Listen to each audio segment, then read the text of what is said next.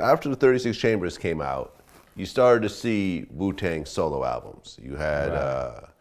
you had Raekwon, you had Method Man, you had RZA. Right. Why was initially your album delayed? Two things happened with my album, man. Back in when I first signed, I signed in 1995 for my Uncontrolled Substance album, and what happened with that album was that Loud Records had went defunct. You know, after I put out Uncontrolled Substance, let's say after that album, after Uncontrolled Substance, Loud Records went defunct, and there was nobody left to run that situation. You know what I mean? So I was pretty much left on my own to have this album out. Meanwhile, the Purple Tape was out on the same label. You dig what I'm saying? So I'm trying to fight to get my album released in the mix of the Purple Tape being pushed, as well as Big Pun being signed and bringing Fat Joe through. So it was a lot going on. You know what I mean? Then when Loud got dropped from BMG, I believe Relativity or Sony picked them up. Sony picked up Relativity and Loud. So now I became, like, if I was slated to drop 3 albums later on Loud, now I'm on this machine that, you know, they got, like I said, Nas, Bone Thugs, Crucial Conflict. I remember Fat Joe. So many names was on this label that I was scheduled like to come out next year sometime. So that was the initial delay, and you know, that was after Loud delayed my contract from 95 to 97, you know what I mean? So I was pretty much caught in the shuffle of all of that. And me being who I was, not really knowing the game, not really learning the business side of everything, I just was like, well, hold up. I'm not gonna be making these songs, and I'm not gonna be recording all this material to make everybody else rich.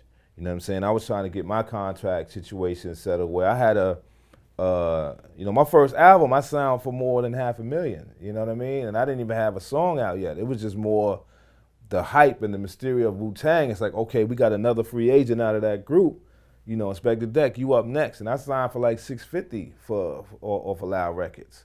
But I went through complications of getting that money and things like that. You know how it goes, man. You got to spend time with lawyers and all that. So, you know, I wasn't fond of giving everybody all my material, so I held out, you know. And, you know, it could have hurt me. It could have helped me. Who knows? I don't regret no decision I make, you know what I'm saying? But being caught in that shuffle with Loud Records and all of that, and then, you know, then we had a flood. RZA had a flood in his apartment, lost my whole first album. My first album wasn't even the album that y'all hear as Uncontrolled Substance. It was a totally different album. I had songs like Not Your Average Flow, Kristen, Blowing Up the Spot. I had a whole different album. But the flood came.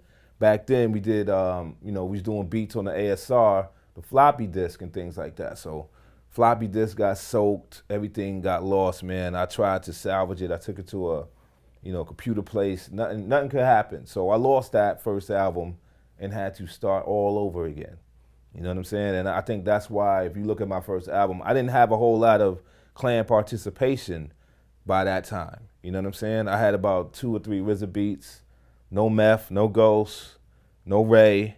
You know, I think I had Master Killer, a lot of Dark Man, U-God, people like that on my album, and still pulled off a gold album with no promotion, no nothing. Like, I was being overshadowed by the Purple Tape the whole time, you know what I'm saying?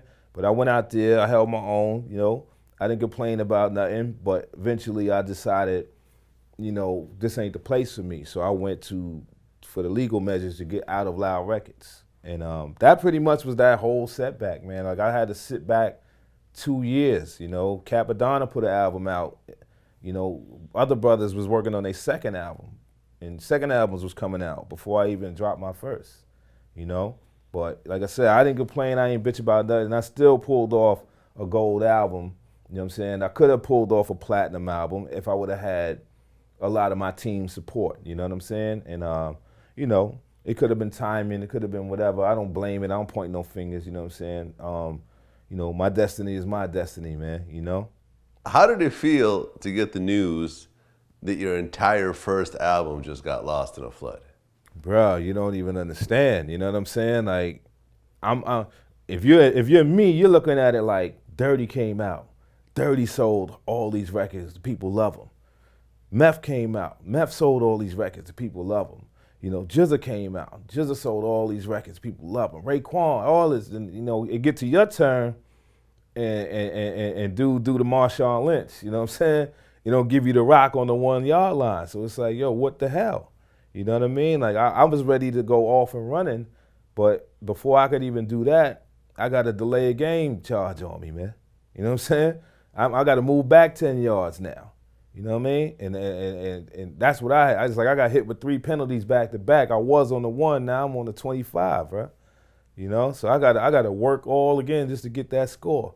But you know, like I said, I did it. I didn't say nothing about nothing, man. I just went on about my business and handled it like a soldier, you know? Like if I would have had certain support in the beginning, dog, we'd have had that platinum album. It's like getting a platinum album in the game is like having a Super Bowl ring or NBA ring, you know what I'm saying? It's like no matter how bad you suck now, you could always flash that ring up because there's dudes that been in the game 20 years and ain't got that. That's the Patrick Ewings, the Charles Barkleys. You know, as great as they are, they don't got that. You know what I'm saying? I'm like a Robert Horry.